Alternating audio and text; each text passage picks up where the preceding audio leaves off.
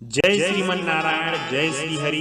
आप सभी को देव उठनी एकादशी की हार्दिक हार्दिक शुभकामनाएं।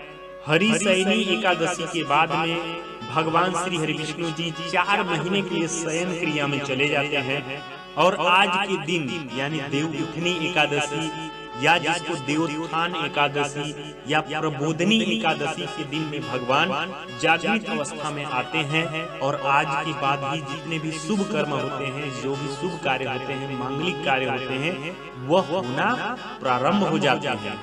तो देव उठनी एकादशी की कथा इस प्रकार आती है। एक नगर में एक राजा रहा करता था और उसके राज्य में प्रजा बहुत सुखी थी और एकादशी को कोई भी अन्न नहीं बेचता था, अन्न का सेवन नहीं करते थे, सभी लोग फलाहार रहते थे। तो एक बार की बात है, भगवान ने राजा की परीक्षा लेनी चाहिए।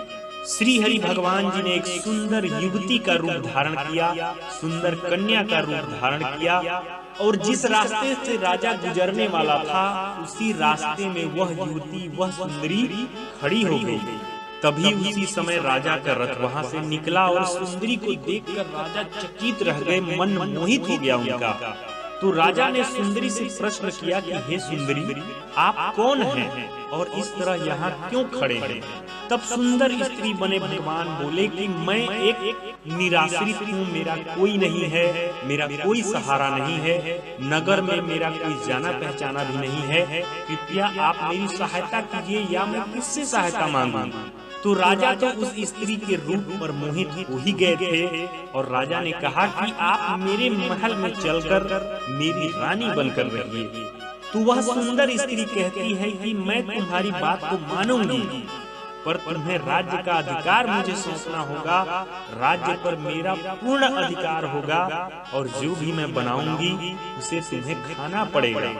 तो राजा उसके रूप पर मोहित था और उसकी सारी बातें उसने स्वीकार कर ली।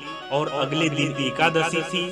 रानी ने हुक्म दिया कि बाजारों में अन्य दिनों की तरह अन्न बेचा जाए और अपने महल में मांस, मछली आदि पकवाए तथा परोस कर राजा से खाने के लिए कहती है।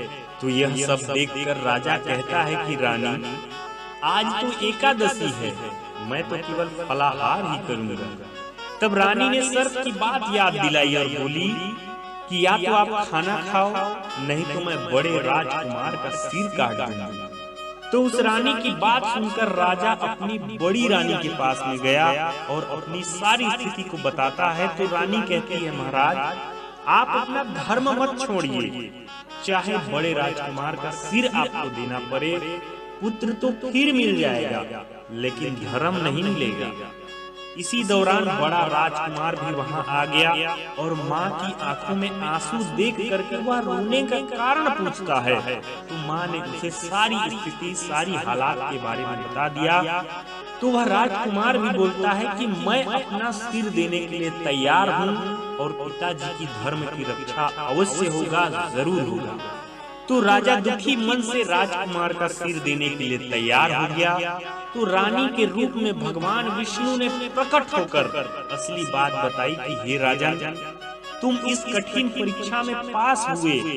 भगवान ने प्रसन्न मन से राजा को वर मांगने को कहा। तो राजा ने कहा कि हे प्रभु, आपका दिया हुआ सब कुछ है, बस आप हमारा उद्धार कीजिए। तो उसी समय में वहां एक विमान उतरा। राजा ने अपना समस्त राज्यभार अपने पुत्र को सौंप करके विमान में बैठ करके भगवान के साथ में परम धाम को चले गए। तो भक्तों, आप भी अपने जीवन में अपने जीवन को सही दिशा प्रदान करने के लिए, सही गति प्रदान करने के लिए आप भी एकादशी का व्रत अवश्य करें। जय श्रीमन नारायण, जय श्री हरि।